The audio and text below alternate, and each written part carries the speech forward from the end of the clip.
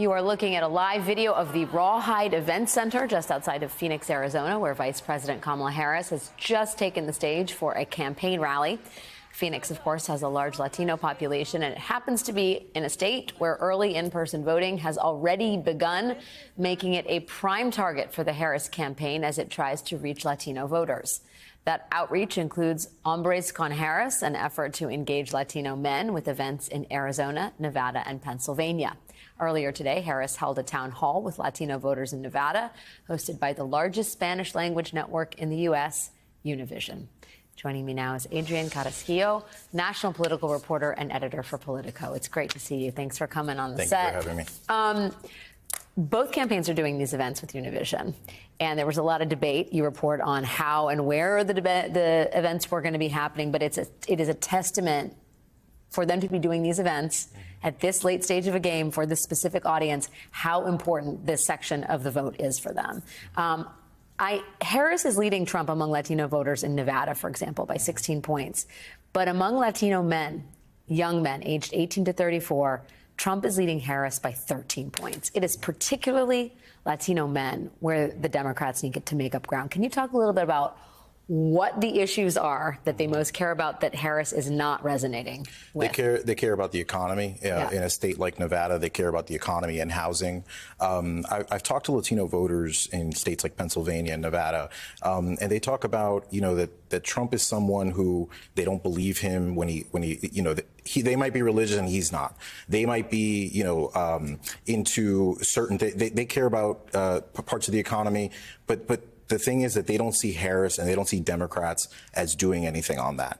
And they have a concern. They look at somebody like Trump and they believe at least he's this businessman and he's someone who I believe is going to take us back. And I was doing better 4 years ago. And so it's a persistent issue for Democrats as well. Like, they're spending so much money on trying to reach Latino men, and you see the Latino voter numbers have not budged since Biden dropped. There was an initial increase, and then since then, there just hasn't really moved that much. I think it will surprise people to know what you've reported on in terms of the age and specific kind of voter history of the what we call the Latino electorate. Only 30% of Latino voters were registered in the 2008 election. Yeah.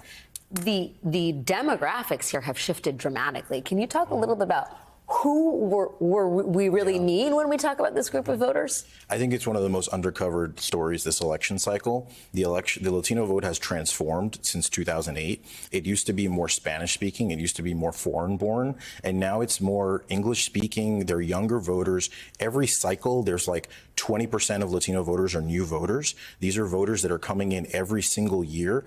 And that has changed. In short, they're more Americanized, right? So that's where Trump is seeing these advantages. And when you look at Latino polling, the Spanish language voters that they're talking to at these Univision town halls, those are more Spanish language speaking voters. Those are voters that Kamala Harris has had and Democrats have had more success with in past years. But whenever you look at those English speaking numbers, Trump is really competitive.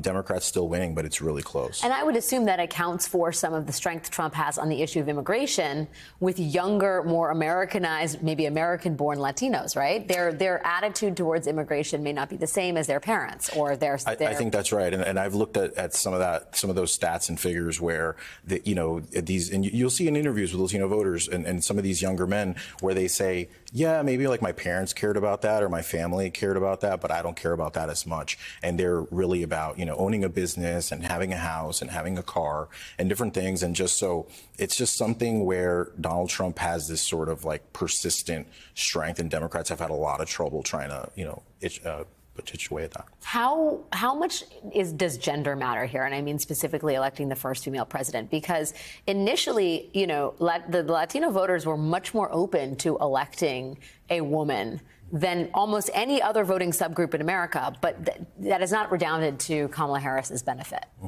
Yeah, I think that, when it comes to sort of the gender piece, I was talking to some former Clinton staffers recently, and they were telling me that they started seeing some of the gender problems even as early as 2016. And I think that sort of, it dovetails obviously with Donald Trump's entrance on the political scene. I was thinking earlier, he's sort of like this kind of Frankenstein monster of a candidate that Latino men are find interesting, that they are consistently going back to. You know, I'll give you an example. There's an issue like housing, where somebody was telling me Kamala Harris actually has a great plan on housing for Latinos. It's $25,000 to first-time home buyers. From 2019 to 2022, Latinos were the largest increase of first-time home buyers. By 2040, they're going to be 70% of first-time home buyers. So you would think, this is like great stuff. This is really important. You're talking housing, you're talking the economy in a state like Nevada, but there's just persistently is these voters not trusting Democrats on these issues. Wow. And the magnetism of someone, you called him a Frankenstein-like monster. I didn't. Someone like that named Donald Trump. Adrian Carrasquillo, it's great to see you on the program. Thanks for your great reporting and information. We need it in 26 days to go.